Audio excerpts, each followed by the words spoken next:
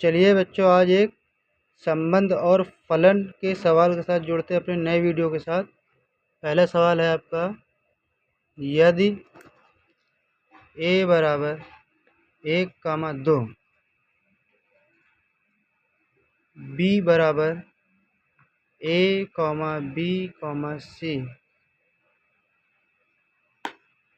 तो a cross b cross a cross a तथा b cross b के मान ज्ञात कीजिए।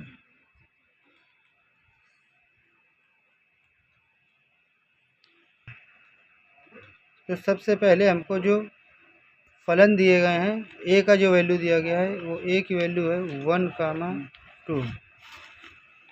अब बी की वैल्यू जो दी गई है वह a, b, c।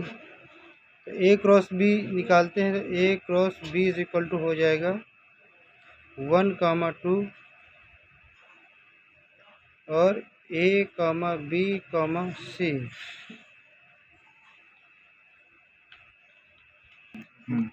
a cross b is equal to, इस संबंध जो ए के जो अवयव दिए गए हैं वो बी के सभी अवयवों से उनका क्या कराते हैं, हम गुणा कराते हैं। तो पहला हो जाएगा 1 का गुणा कराते हैं, 1, a, 1, b, 1, c, अब ये ए का जो अवयव है 2 का सभी अवयवों में, बी के सभी अवयवों में गुणा कराते हैं।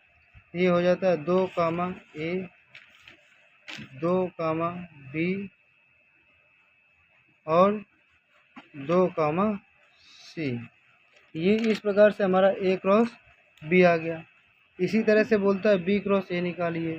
तो b cross a is equal to, तो सबसे पहले b के जो अवयव दिए गए हैं उनको लिखते हैं a, b, c।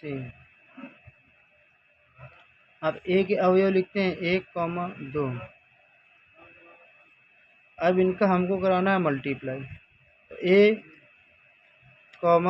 1, a, 2, इस प्रकार से b का कराते हैं b, 1, b, 2, b, 2। इसी प्रकार से जो b का अवयव है c, उसका a के अवयवों के साथ गुणा कराते हैं, तो हो जाता है c, 1, c, 2।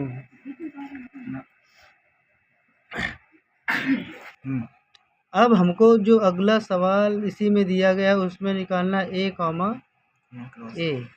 तो सबसे पहले हम a के अवयव लिखते हैं, तो 1, 2 क्रॉस 1, 2। तो सबसे पहले मल्टीप्लाई कराते हैं a के अवयव का दूसरे a के अवयव के साथ। तो 1, 1, 2, 2, 1, 2, 2। इस क्वेश्चन का लास्ट पार्ट जो है उसमें हमको b क्रॉस b निकालना है। तो सबसे पहले b के अवयव लिखते हैं a, b, c into a, b, c। अब b के जो अवयव है वो दूसरे वाले b के अवयव के सभी अवयवों में गुणा कराते हैं। तो ये हो जाएगा a, b, a, c। इसी प्रकार से b मल्टीप्लाई कराते हैं, तो हो जाएगा b, a, b, b, c।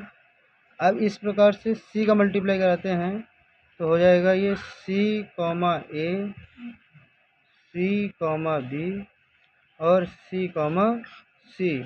इस प्रकार से हमारा सवाल पूरा सही तरीके से हल हो गया।